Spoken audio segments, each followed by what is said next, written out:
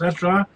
But of course, you have within those countries, you have growing discontent, I would like to say. Not organized. I would like to have it organized. No, but there's growing discontent, especially among young people. And of course, there's another aspect that in those countries that are completely dependent, like being dependent on United States economically, dependent on Germany economically, France and Britain, there's growing resistance on the ground. And this, of course, is heavily influencing the situation in the big centers, imperialist centers. So I think there's it's interlinked. Developments are interlinked among people, among masses, among the systems, and there are a lot of contradictions.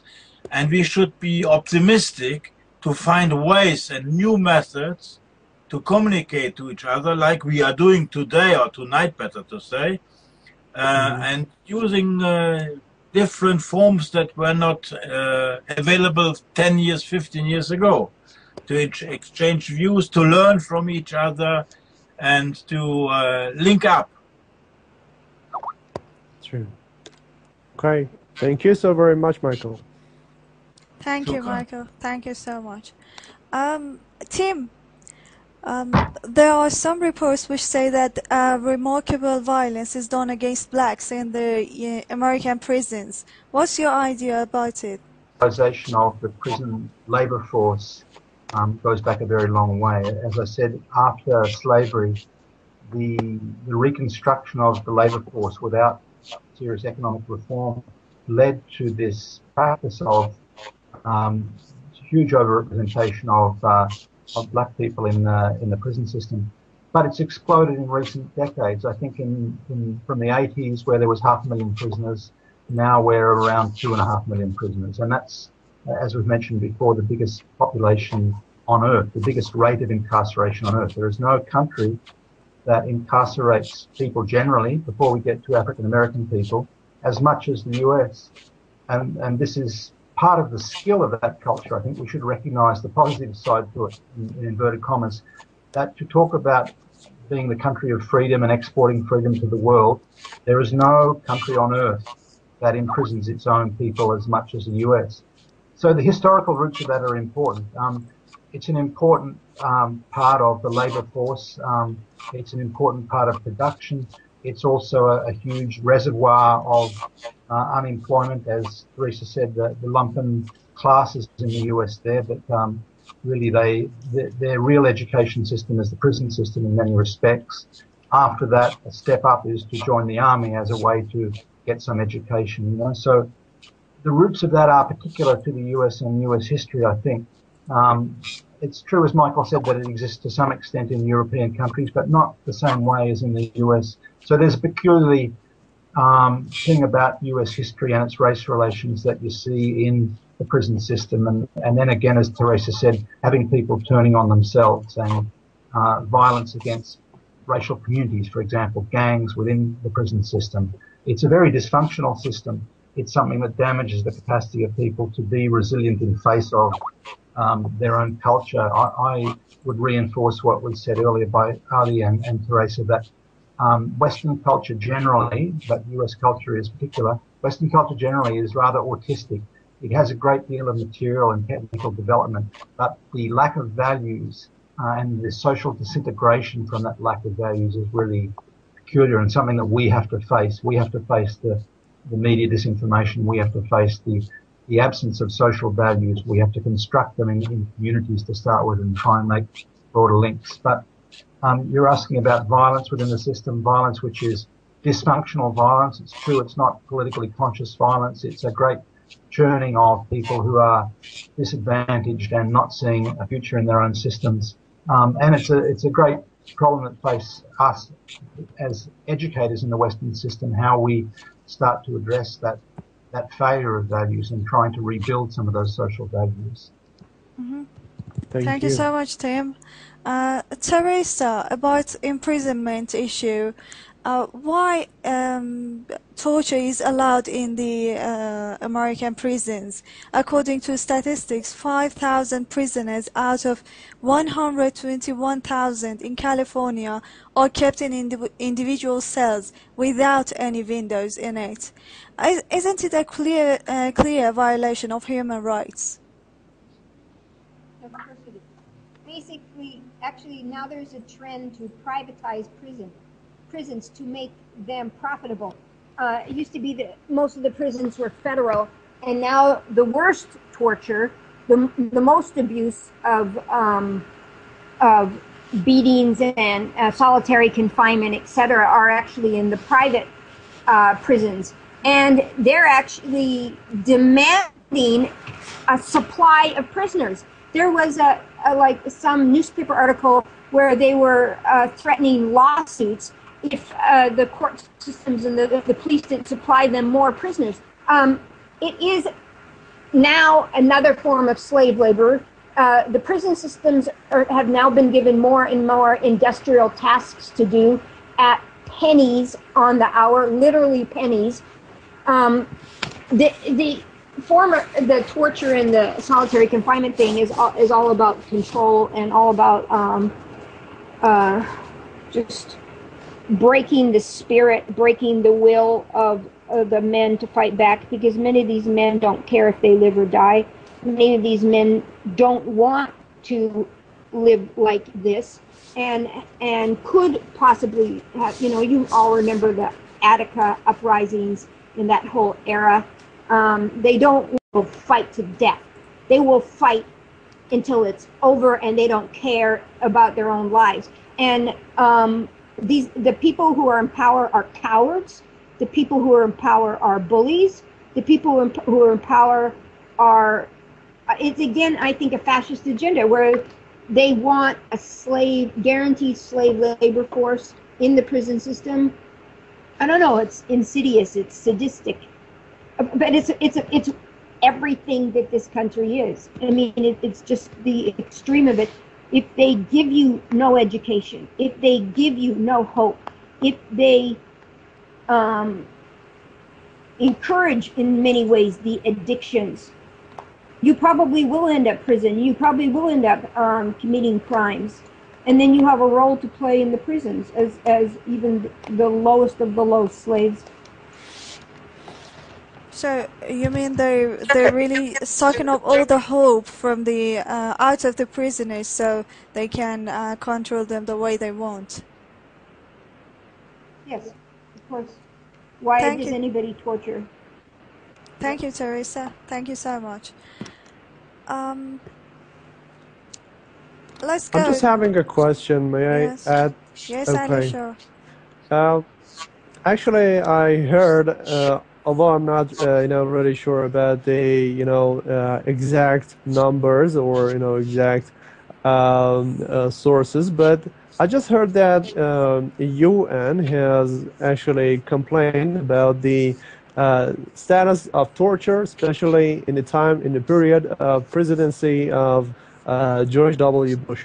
And I'm just asking if this process, if this complaints are still existing in the process of the especially in the justice system of the United States, and if you can see for example, the number of tortures are being lowered, or no, it's getting higher and higher, and in the time of presidency of Obama, it's even getting for example, harder. So what is your idea about that? Anyone who can add any idea about that? The private prisons bloomed under Obama. Obama's nothing. Don't even be fooled by him. There was very few private prisons a couple decades ago. The private prison system has completely taken over. And if there's ever a case of extreme torture, there was even cases of in the juvenile private prisons of deaths, torturing children, 15, 16-year-old children to their deaths. I don't think there's any reduction in torture. I don't even think we'll ever know the facts. We won't even know the right statistics. You can all quote the statistics. They're probably a drop in the bucket because Obama's a whole more slicker at what he covers up, and they got a lot better at hiding things. And the disclosures that federal government employees have to have, you don't have to have in private industry. That's one of the reasons why they converted so many of their prisoners to private industry, because the federal government, it does have watchdog obligations. The private industries have none. Obama's done nothing. It's not better. Nothing's better. If anything, everything is worse. Thank you, Teresa. And okay, let me again go to Michael. I just have a question, especially concerning the I just know that the imprisonment and also torture and also generally concerning the prisons are something that is being totally opposed in Germany and generally in UN in Europe countries. So what is your idea about this process, and how can you see the future of the imprisonment in the United States? Because I'm aware of this process of opposing the torture and imprisonment from Europe countries against United States. First of all, I would like to say something about why is there an increase of torture not only in the United States but also by United States operations abroad. That's to say, wherever North American soldiers are based, they import a lot of things, especially also torture. Also getting more and more, not on the level as yet, the level of United States, but why is it also getting more and more on the agenda of some of the European countries? For example, France or Britain or even Germany on the lowest level, but even Germany as a new phenomena. Torture is a system of oppression. It's part and parcel of the system of imperialism to get rid of, not to even allow people to organize themselves. As it was, especially in your country, during the Shah regime, torture was a system that people cannot organize themselves, that people are afraid of doing so. And because the situation on a world level and in the United States and the interaction of United States, the situation in the States, as well as in Europe, as well as in those countries who are opposed to the states, is very, very fluid. Torture is very necessary for the ruling circles in the United States and in other countries as a weapon to suppress people and to make people afraid of any results, of any action, of any move against the present situation. Okay. So Thank you so very much, Michael. Burning phenomenon. Sure. Thanks, Michael. You wanted to add anything? I'm sorry if I interrupted you. No problem, no problem. So I think we have to address it very properly, and also this should be a very important question that should be should not only addressed individually by one group or one country. It has to be addressed by a network of brothers and sisters struggling, and only through this network, a systematic campaign and organization of information can be built up using different methods in order to break up the complete mass media control by United States and all of their friends. Okay. Thank you. Thank you so much, Michael. Thank you so very much. Thank you. Tim, we're going back to you. Added to all of the mentioned questions above, there are some other concerns that the UN explicitly mentioned them. For example, NSA has been applying many surveillance strategies for controlling the citizens in the United States, which is a total violation of privacy. In your opinion, what are the roots of such acts? As are there any logical justification for that? Thanks, Fatima. Yes, the surveillance, the intense surveillance, is really part of that broader mechanism of control. And one important feature to notice is that they do it with their friends as well. It's not just surveillance of their enemies. It's, you know, the revelation that the US is spying on the European leaders and so on. So it's a mechanism of control. It's been there for quite some time. I remember back in the late 80s, there was an operation called Operation Epsilon, which was attempting to monitor all digital communications. Of course, in the 25 or so years since then, the technology is much better. So that level of surveillance, that level of control, again, in the name of freedom, is something that is really a concern that the empire doesn't lose its grip. If we look at the conflicts in the Middle East, of course, it's not so much just about the US trying to crush independent governments, although that's the focus of it. It's trying to exclude their competitors, and their competitors, as the